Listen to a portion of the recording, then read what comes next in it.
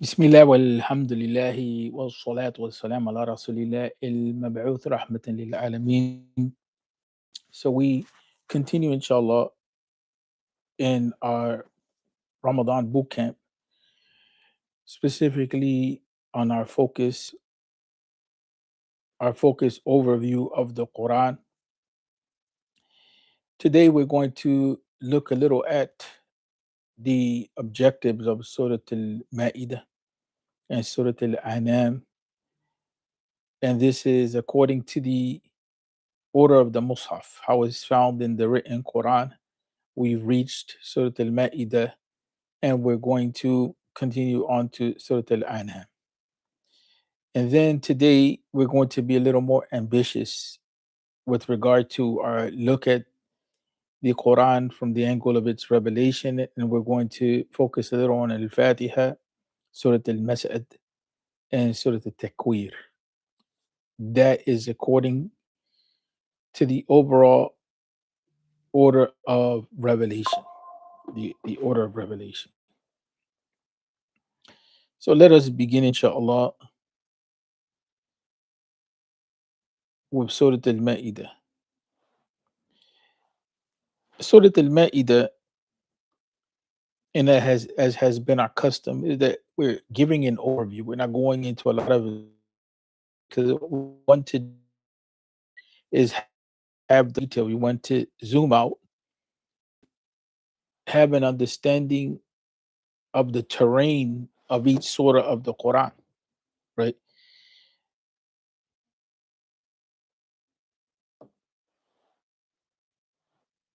And so Surah Al Ma'idah, its objectives are summed up in the idea of al-wafa'u bil-uqudi wal-uhudi mal-khalq wal-khaliq, right? That statement is a beautiful statement in that it talks about the follow through and the commitment, the upholding of our contracts and our promises or our oaths with the creation and the creator, with the creation and the creator. Now, Imam Ibn Taymiyyah rahmatullahi alayhi, and we've been looking at the statements of the scholars of Islam and the Quran specific. And we've mentioned Ibn Taymiyyah, we mentioned the Zarqashi, we mentioned Al-Baqai and Al-Farahi, all beloved scholars, and probably Al-Baqai and Farahi, they come close together in method in terms of looking at the structure of the Quran. Right? Al-Zarqashi is known for his extensive study of the sciences of the Quran, which surpass what Imam Suyuti contributed. Matter of fact, Imam Suyuti's work can be said to be in its Quran a summary of that reality. Ulum al-Quran by Zarqashi. And he was an amazing scholar of the principles of research as it pertains to fiqh. And there's no doubt that Imam Ibn Taymiyyah was known for his hadith knowledge, his fiqh knowledge as well. And Imam al-Baqai was known for his understanding of the Quran to be systematic in his delivery of the message, interconnected, interlocked. We uh, don't like to use the word structuralism, but the concept of structure does have some importance here because he saw that there was a structure, especially to the Mus'haf, and he pinpointed the interconnectivity between the end of one surah and the beginning of another surah. That was one of his major achievements in Islamic scholarship, particularly in Quranic scholarship, was to highlight that. And Imam al-Farahi, may Allah have mercy on him, Hamiduddin al-Farahi, from the scholars of the Indian subcontinent, he was adamant at showing the internal logic and structure of each surah, and then following the lead of people like al-Baqai and others, showing the interconnectivity of one surah to the next. But the internal logic, especially of the longer surah of the Quran, which present themselves at times to be the communication of ideas which are not so easily grasped as to what is their connection. Meaning, let me put it another way. The longer surahs of the Quran, they give us a lot of different themes and topics. So the question remains is, how is all this stuff interrelated? Like, what's the connection point? What is the connector? What is the connecting point? How do they relate to each other? How does it all make sense? The non-Muslim doubted that the Quran was logical because the non-Muslim was imposing the Greek concept, specifically the Aristotelian idea that a written body or written work should have an introduction, a body, and a conclusion. So you introduce an idea, you talk about it again, and you close out. The Quran doesn't navigate like that. And the Quran has a tendency of tying in main concepts to the truth of Tawheed, and then zooming out and tying the truth of Tawheed to the diverse realities of life. In that way, showing how it is that Tawheed relates to the whole of life, right? So, one of the things that I appreciate that Dr. Ali Sulaiman al Ubaid, he did in this book, Maqasid Surah al Quran al Kareem, is that he tracked down the writings of the scholars, and we'll see that come up in Surah Al-Anam with a little more depth, because mostly he's been using these four scholars that have been mentioned, Ibn Taymiyyah, al-Zarqashi, al-Baqai, and Farahi. And they do come from different schools of thought, right? But if you look, even the fact that they come from different madhab, different schools of thought, they align on this understanding that the Quran has objectives. And they align on the understanding that the Quran has integrity, meaning that its meaning is interconnected, is not disparate, is not just all over the place, and is not an ADHD type of reality, meaning that it's all over the place and we can't focus on one thing. The non-Muslims, particularly the Orientalists, Christian missionaries who were studying Islam, studying the Quran, they had proposed that, and they tried to impose the same system that they utilize in like English literature and so on and so forth, right? And so that was debunked when you look cumulatively, meaning when you look at the work of the scholars across the board, and it was debunked specifically in the work of Al-Farahi. Now, Al-Farahi, Hamiduddin Al-Farahi, one of the things that is not talked about much is that he had two students which continued his methodology, and not enough is done to really talk about that. That was Amin Islahi and Maududi, and partly because Abu al-Ala al-Maududi. Part of the problem that came was that their work was overshadowed by their activism.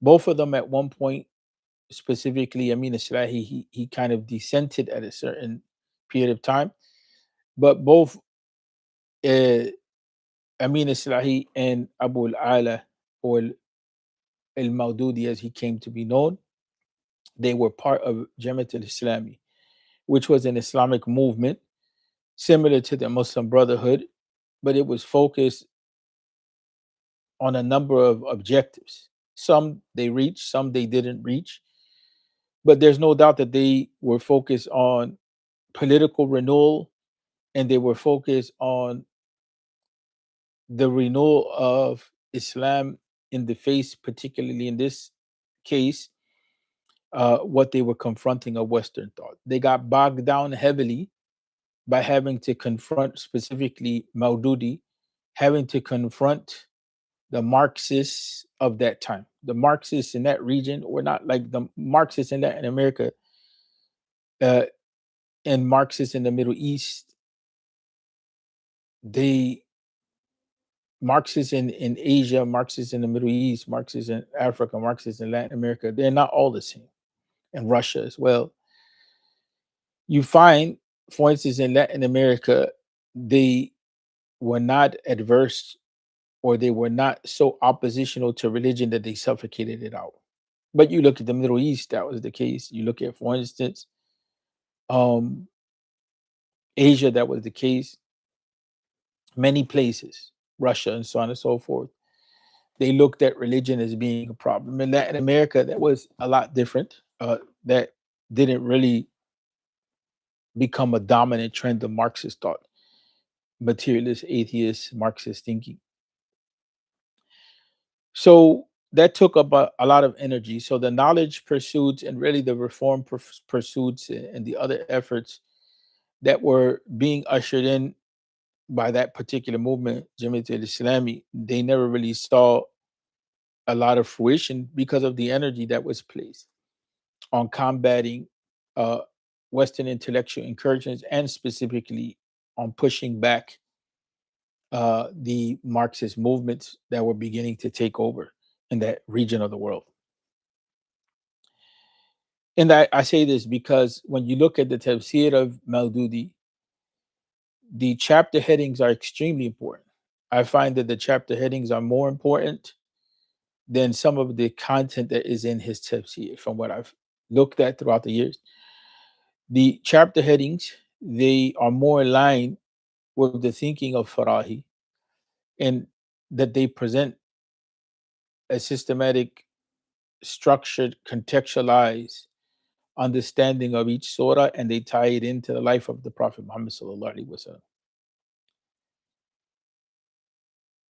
Izzat Darwiza is probably the only other scholar that clearly in contemporary age that I know of that has looked at the life of the Prophet Muhammad sallallahu alaihi wasallam and utilized that knowledge in combination with the Quran to contextualize the sword of the Quran. And so that the backdrop of each surah, when we start talking about the idea of asbab and nuzul, or the occasions of revelation or the causes of revelation, that type of thing, we are not limited to just what we call el riwayah. Just we're not limited to just a narration of hadith that tells us this particular surah was revealed for this and this reason or on this occasion and so on and so forth. We get a much more expansive understanding because what is considered is the tone of the surah, is considered the content of the surah, the language of the surah, the content of the surah, and other evidences based on hadith and history and so on and so forth, statements of the companions. And so many times, because of this type of approach, which is not notably seen in much scholarship, the idea of analyzing the content of the surah to determine what period of time was revealed and to use other supporting evidences to substantiate that. That is probably one of the best contributions that Maulana Maududi made, extending the school of Al-Farahi. Amin Islahi does something similar, except that he does something which Maududi had set out to do initially and pulled away from, and that is word analysis. So Amin Islahi will do a word analysis. And mind you, both of these texts, they have their versions in the English language, right? Amin Islahi had, there was like, I think last time I checked, like at least 2 volumes of his steps he had published.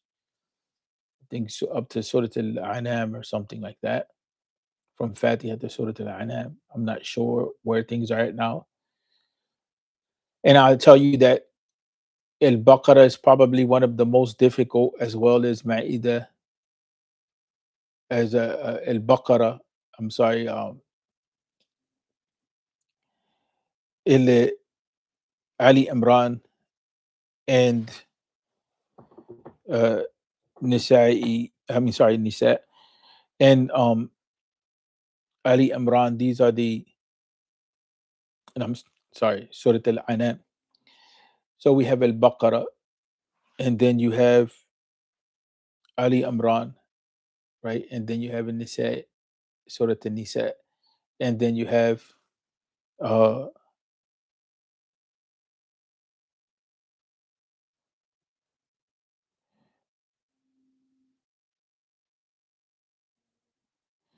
Surah Al Ma'idah, and then you have Al Anam. These sort of the Quran, they're uh, sort of that are not short. Yeah, forgive me because I'm a little slow due to the fasting. And these sort of the Quran are longer. And so the problem of how do you make sense of what is the theme that's dominant, or how do you centralize the meanings, the objectives? It's a little more challenging. It's a little more challenging, right? And so he tackled these. He tackled these sort of the Quran, and he presented the idea of central theme and so on and so forth. So Muntasir Mir, Dr. Muntasir Mir, he wrote a small piece that talks about the thematic approach to the Quran, in nicely written in really solid English. And he also has a book, a couple books that he published, which kind of takes up this theme. Now, mind you, uh, Amin Islahi in this type of approach, and in Maududi as well, but more so Amin Islahi, sometimes you run into some issues in what is the role of the Sunnah in the text, right? Because there's a high focus on the explanation of the Quran by way of the Quran. But that shouldn't deter the student of knowledge, because you have Ibn Kathir, you have Al Qurtubi, you have a significant amount of Al Qurtubi published in the English language. Even if it has some deficiencies, you have a significant portion of Ibn Kathir published in the English language. And remember, tafsir, it has its limitations, right? It's the human endeavor to understand the meanings of the Quran, to clarify their meanings. So it has its limitations. But what I'm trying to get at is that that systematic approach is very important, because it causes us to read the Quran with more care and consideration, looking for the interconnectivity of meanings. And one of the reasons why we follow up these readings of each sword in light of their objectives with the reading of the backdrop of each surah according to how it was revealed. It is to get that feel for the sensitivity of the Quran, because the Quran is being revealed in a particular context. It also carries certain objectives and certain meanings because it's speaking to that time period, right? But like the principle is used and said quite often in the sciences of fiqh, or the principles of fiqh, the principles of tafsir, الإبرة بأموم اللفظ وليست بخصوص السبب, right? And so that the meaning and the insights and the understanding, we look at the general import of a surah, and we don't stay stuck on how it is that it was related to the context. But when that is over exaggerated, that principle, then we also lose sight of the fact that the Quran is also speaking to a specific context. Although it's speaking to all times and all places, it was revealed in a specific context. Excuse me. So those two realities, the reality of the general import of the Quran and the reality of the way that it specifically deals with the context of revelation, are two realities that need to be kept in mind when studying the Quran. So here now we find that we shift in Surah An-Nisa, which came previously, the idea or the focus of Muslim society, right? In the institutions the basic institutions like family and interpersonal dynamics. That was the focus of Surah An-Nisa, with the highlight on the role of women in society, in community. Well, that's reaffirmed, or that is shored up, those meanings are shored up, supported by Surah Al Ma'idah. Surah Al Ma'idah comes and starts talking about contracts and promises, oaths, and bonds, that type of thing that keep people together. But not only is it centered around interpersonal dynamics between human beings, but also the relationship between the believer and the creator. Right. Imam Ibn Taymiyyah rahmatullahi alayhi, let's move to this now, right? And I kind of indicate to the fact that the ulama, they're reading the Quran with this view, which is the view of being able to distill from it what are the axial points, what are the cornerstones, what are the foundational meanings, what are the pillar meanings. So he says, أجمع سورة في القرآن للفروع الشرائع من التحليل والتحريم والأمر والنهي. So he's saying that this surah is the surah which encompasses and summarizes and presents detailed rulings of legislation that pertain to that which is permissible and that which is prohibited, and that which is a command and that which is a prohibition. Right. And so that characterizes the nature of Surah Al-Ma'idah. We know Surah Al-Ma'idah, is, even at the basic level, for those of us that like to study fiqh at the basic level, Surah Al-Ma'idah is referred to when we start talking about the ayat of wudu and this type of thing like that. Right. And so it is, in essence, the foundation for the study of fiqh. Foundation for the study of fiqh from that angle, along with Surah Nisa. That's not to be exclusive of other sort of the Quran, but sometimes what ends up being the case, especially in traditional fiqh studies or the study of tradition, there's this common notion that there's only about 100 to 300 something, some say 500 ayat. There's these varying opinions, but they're minimalist. They say these are the ayats which focus on the knowledge of halal and haram. And the bulk of the Quran thereafter focuses on other things, whether tawheed or whether uh, spirituality or matters of the hereafter, and so on and so forth. And that, in many ways, was not the understanding of the scholars of the past, especially people like Imam Shafi'i and others, because they saw the whole of the Quran as being a book of hidayah. And so that even from the stories of the Quran, one can derive from them the knowledge of the halal and haram. But that shifted with the codification of fiqh, and the scholars became limiting in terms of their understanding of how they categorized and typed the Quran itself. And so they said this, the Quran only presents this amount of ayat that deal with halal and haram. And that has its benefit from the angle of limiting the focus of study when it comes to the knowledge of the halal and haram or fiqh or law, that type of thing.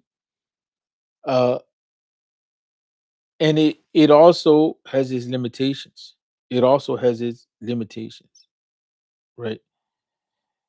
And it has the idea of saying that the deen of Islam is not a deen of just rules. It extends beyond that. There's benefit in that, but from the angle of true scholarly insight at a higher level, it's definitely a limited approach. And the fact that Imam Ibn Taymiyyah, he mentions that the whole surahs, it combines within it the knowledge of the detailed rulings of Islamic legislation or the legislation of the Sharia. It gives you that understanding that there's a group of scholars that don't just limit the ayat of the Quran in the way that we mentioned that we find in the books of usul al-fiqh of the later day scholars, right? That they look at the whole of the Quran as a resource for guiding us in that type of knowledge. But of course, the intellectual capacity has to be there with the scholar to be able to derive. The late scholar of Al-Azhar al-Sharif, Usama Abdul Azim, he composed a whole book on the reality of deriving rulings from the stories of the Quran. And it's a dimension of knowledge which has been lost and marginalized due to the dominance of the opinion that I mentioned, that the ayat of the Quran that pertain to the halal and the haram or commands and prohibitions vary anywhere from 100 and something to 500 ayat of the Quran, right? And so that opinion became widespread, and then it clouded the other angle or other insight. Imam Zarqashi, rahmatullah alayhi, he said that it's the Surah Al-Uqud, and by it, there is a completion of Islamic legislation. That it's the surah which pertains to contracts, right? And in it, we find the completion of Islamic legislation. Some have said, according to Imam Zarqashi, he related that by the surah itself, we have the completion of deen, given that this surah is the sort of completion, and it mentions the means by which we achieve certain things.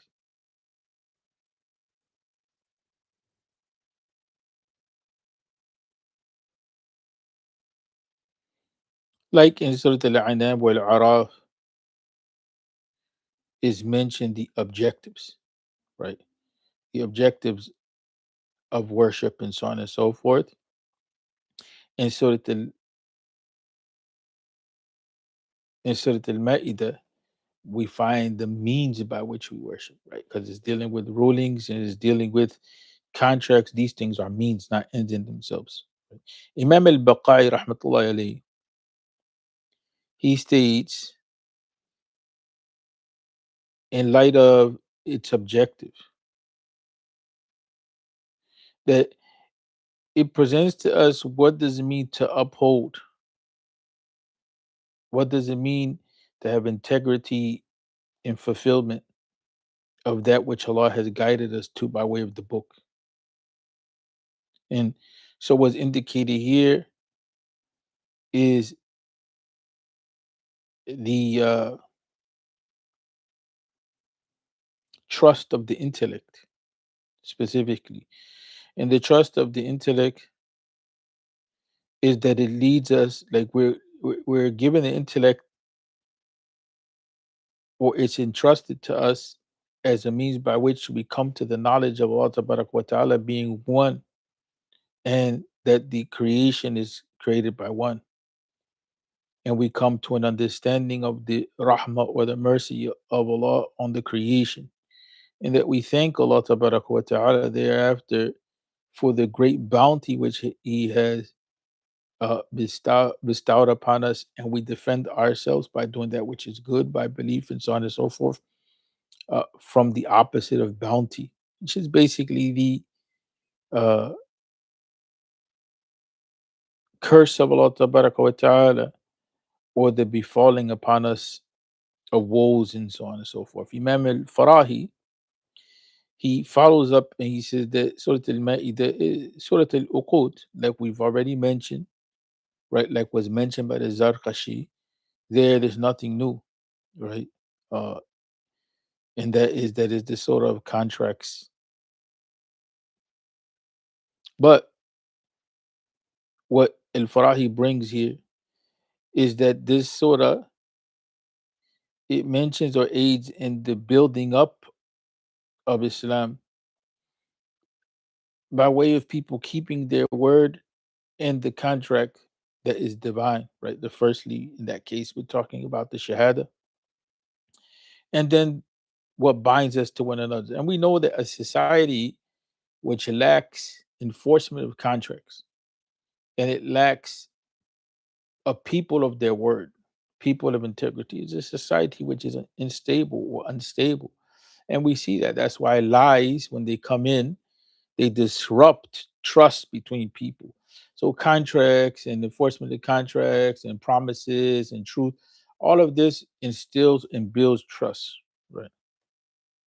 So what's mentioned and is interesting because in our reading of purification of the soul, the second volume, right, which is basically Minhaj al-Qasidin, Imam Ibn Qudama, he mentions in the section of sabr that sabr, an angle of it or an attribute of it or a type of sabr is to fulfill something once you initiate it, to come to follow through, in other words. So following through to the end is having sabr. So then here also Al-Farah is pointing to that, right?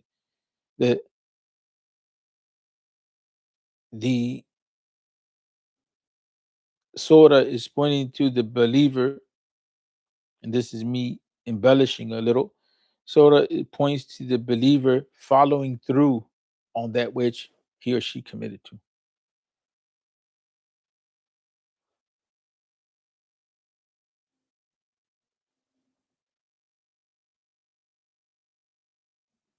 So now we shift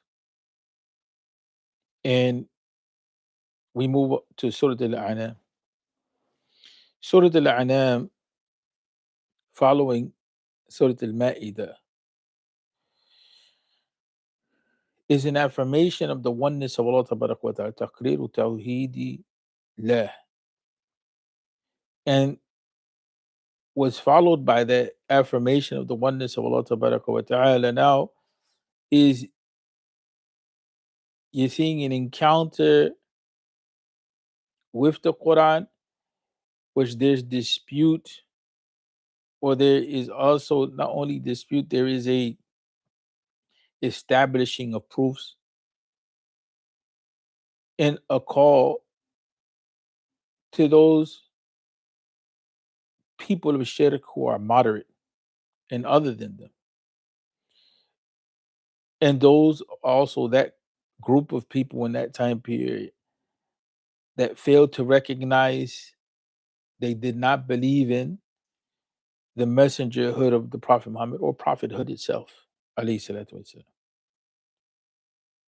One of the things that comes up that often is not mentioned quite enough is that the disbelievers of Quraysh, they didn't believe in prophethood coming to the Prophet Muhammad sallallahu alaihi wasallam. That was something that was looked at as foreign.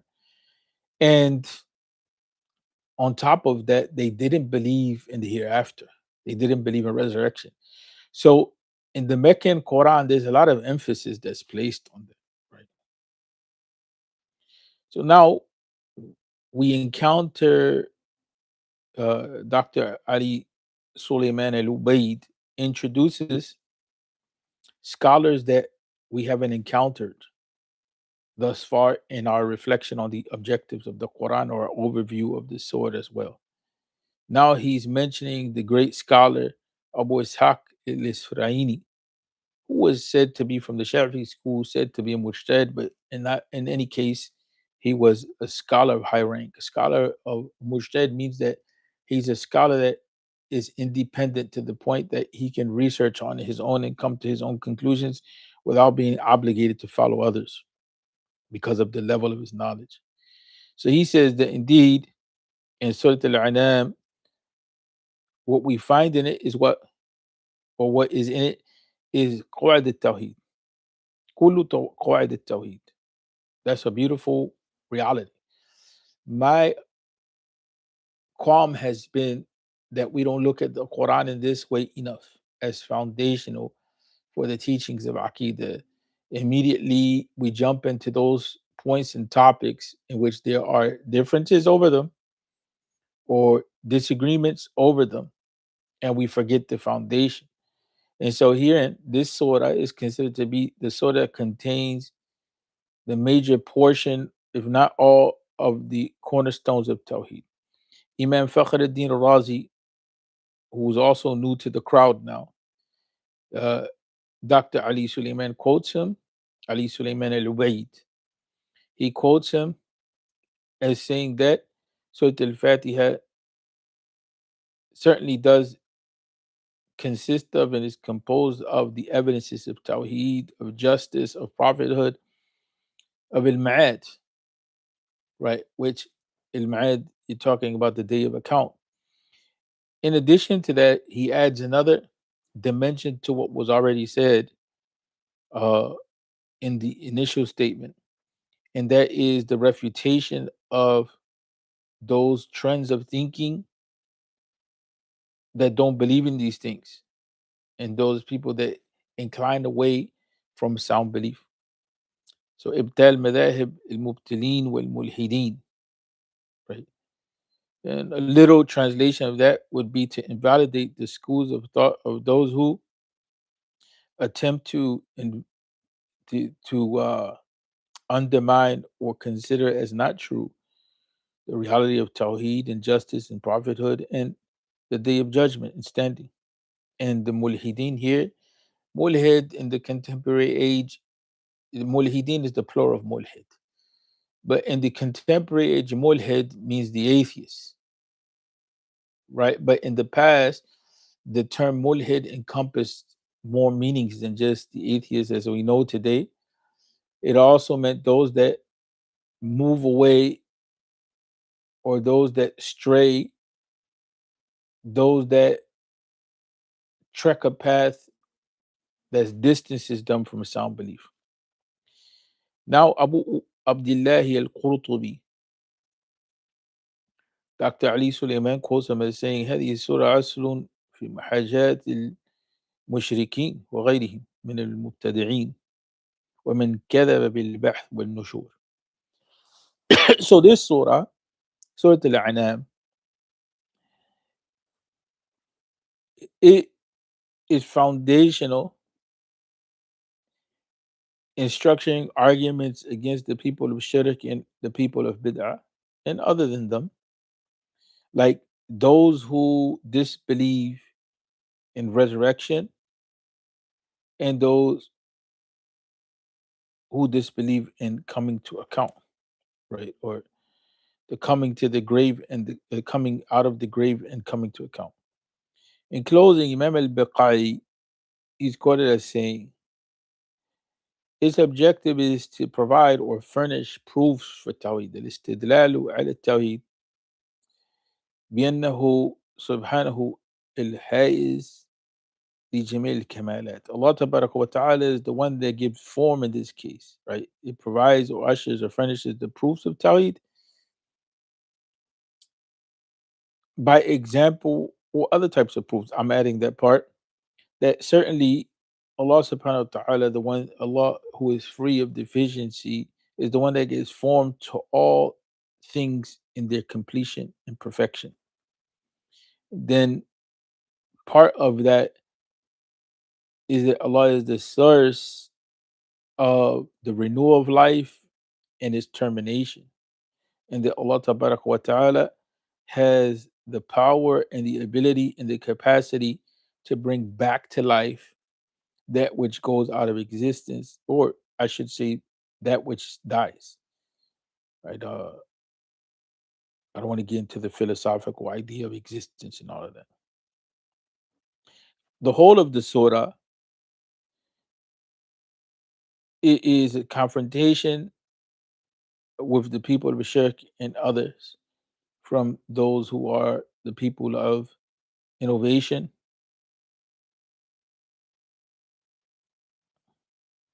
And he mentions a number of different groups, and I don't want to get into that. Actually, I apologize. I did want to mention three other scholars because I said in closing. But let's take these other three scholars. Jalaluddin al-Suyuti, Imam Jalaluddin al-Suyuti, rahmatullahi alayhi, he stated that the objective of this surah is to clarify the creation and the creator right? Or that which is in the possession of Allah Tabaraka wa Ta'ala. Sheikh al-Sa'di, Nasruddin Sa'di, said that no, that this surah has encompassed the affirmation of Tawheed with intellectual and transmitted evidences. And we could say that the major part of it, of this surah, is centered around Tawheed and its refutation of the people of Shirk who negate the messengerhood of the Prophet Muhammad sallallahu alaihi wasallam. Lastly, the statement of Taha ibn Ashur closes us out, and the surah is said to combine with it in the most concise way.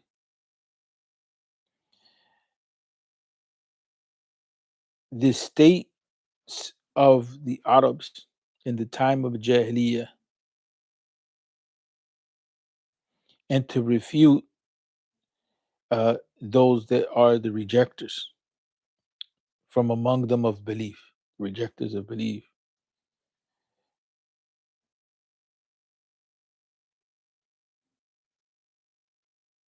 So, in brief, it affirms Tawheed and it refutes those who are rejectors of Tawheed.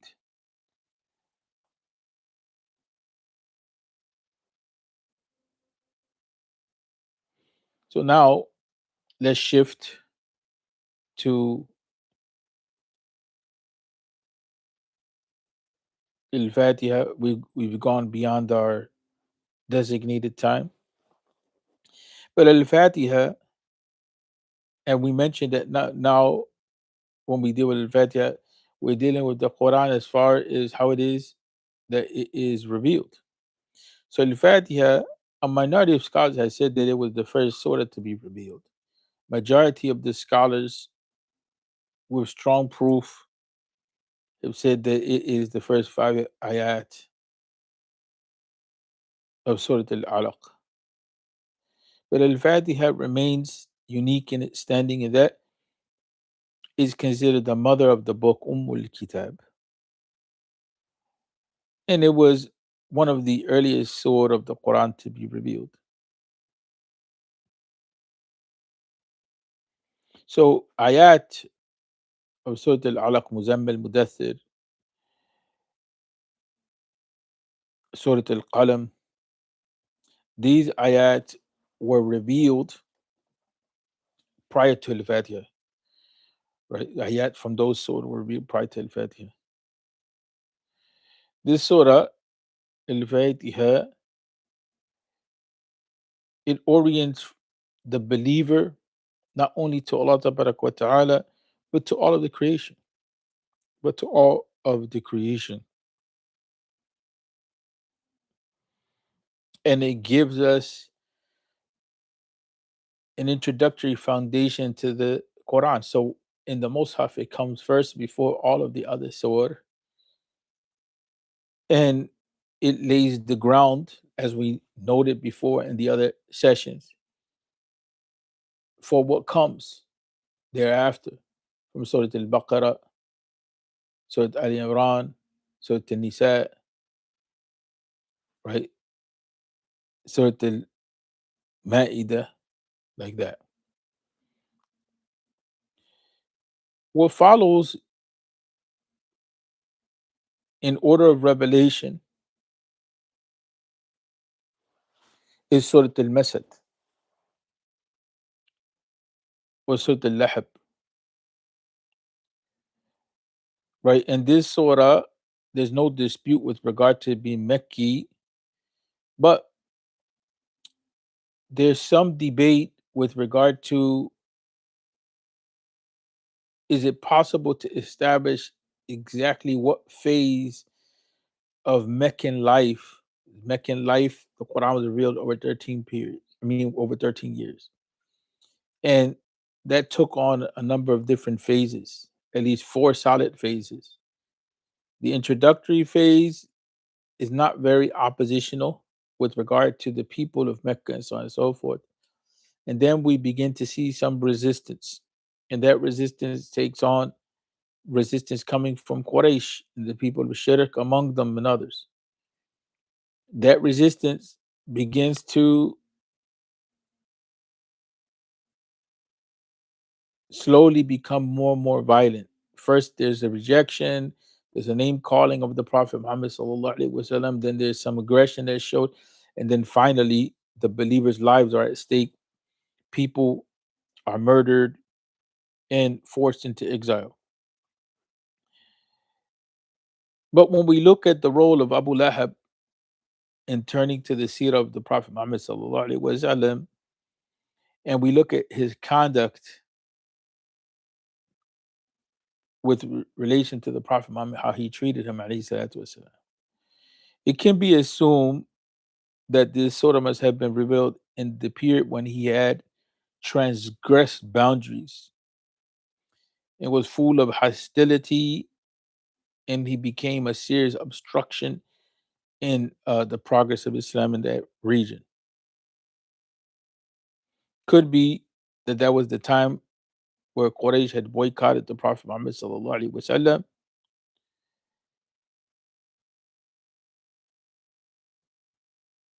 and Abu Lahab was the only one to join with enemies against his own relatives.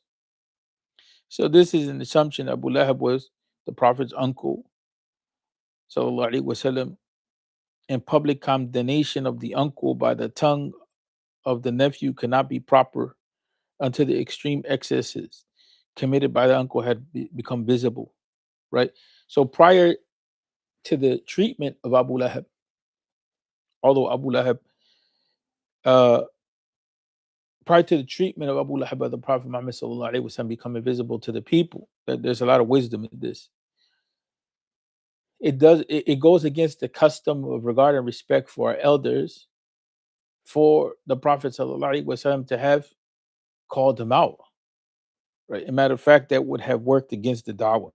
Not necessarily that the Prophet sallallahu alaihi wasallam is playing a game of politics, right? But the circumstances are dictating that the Prophet sallallahu alaihi wasallam now at this point in time clarify what it is that is the case. So this surah, it vocalizes that. It vocalizes that reality of the state of this uncle, right? But if this surah was revealed in the very beginning, the people would find it to be against character and custom that the nephew is condemning the uncle.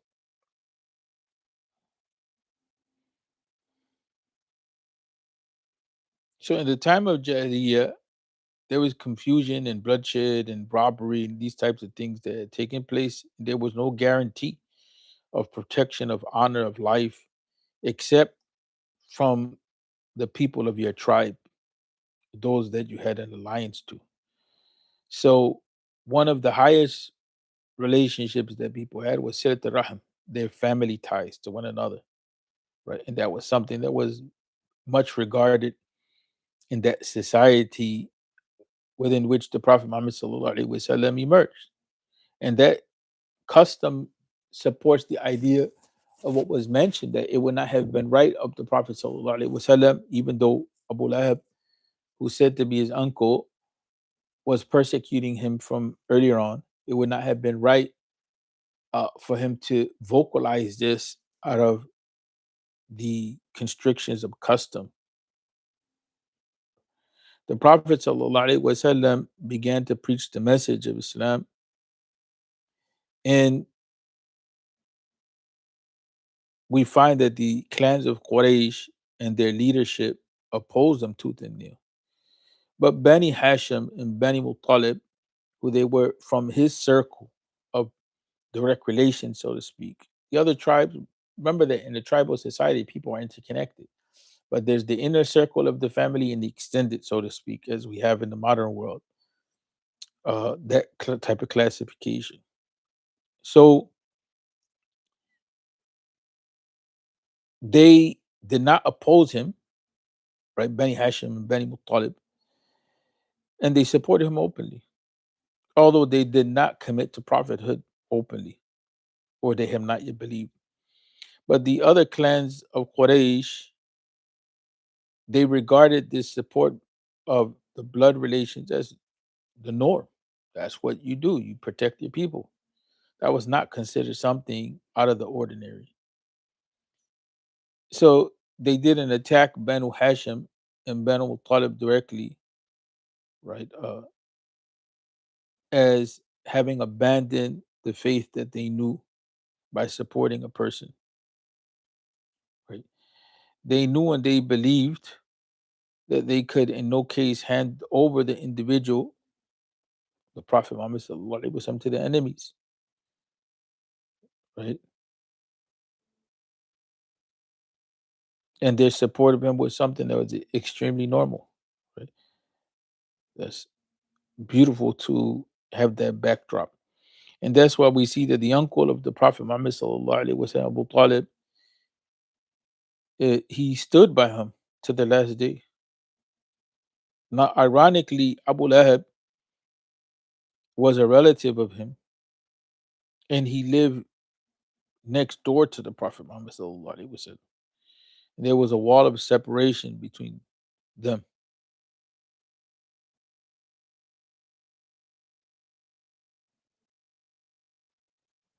And Hakam bin As, Uqba bin Abi Muayd, Adi bin Hamra, and Ibn al-Azdah, right? They were all the Prophet's neighbors as well.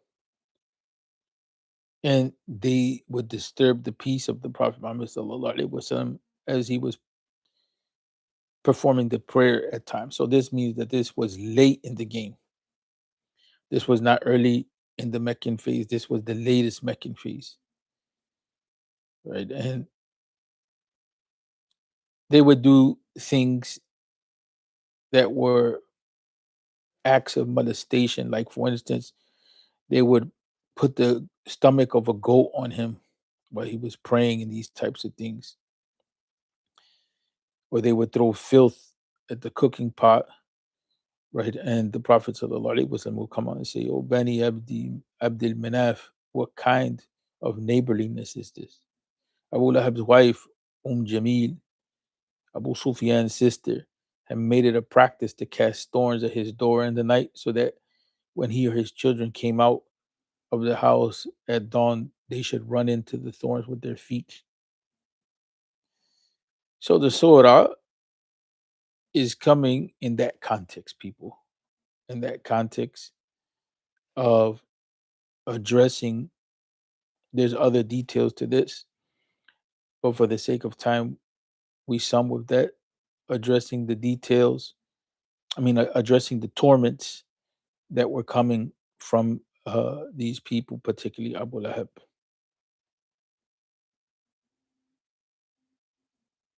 And so, as he mocked the Prophet Muhammad sallallahu alaihi wasallam, and this is an evidence to the standing of the Prophet alayhi salatu wasalam, that with time up to today, we see that his memory is that of humiliation, and the Prophet sallallahu alaihi wasallam is that of grandstanding with the people and with Allah tabaraka wa ta'ala. And at the end, Abu Lahab, uh, he remains cursed to the end of time.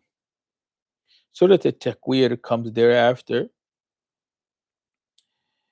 and it means that which is folded up, right? And this surah, it was revealed among the earliest groupings of the Quran. And the theme of it is the hereafter and prophethood itself. Those are the two themes that come up. So we find that in Surah Al-Lahab, there Abu Lahab was one of the biggest rejectors of the prophethood of the Prophet Muhammad sallallahu alaihi wasallam. So we see in this sort of that type of reaffirmation. And the theme of the hereafter is something that's common, in the Meccan Quran, and it has a lot to do with adding another dimension to the reality of life that is unseen, wherein the idea of reward and punishment takes place, and that good is rewarded and has value. Although at face value, it doesn't appear to have value. Right? When you do some good deeds, it appears to be loss. Why be nice to someone that's being mean to you? Why give, you know, when it's going to take away from you? But in the thinking that is communicated in the Quran for the believer is that we believe that good is rewarded by Allah Tabaraka wa Ta'ala. Restraint has its reward. The first six ayat deal with the first stage of resurrection. And what's mentioned here is the universal reality, the cosmological reality, what happens in the world around us, that the sun will lose its light, the stars will scatter, the mountains will be uprooted and will disperse, the people will become heedless and their dearest possessions, meaning what they fought for and strove for and sacrificed for in the dunya, in this world that's limited in time, is not their concern anymore. Right? Even the animals will be stupefied and the seas will boil up. It is a disastrous moment for the creation in that regard, moment of account. The next seven ayat deals with the second stage, and it has been described when the souls will be reunited with the bodies and their records, the records of people, what they did in this world, right? What they are responsible for, will come account.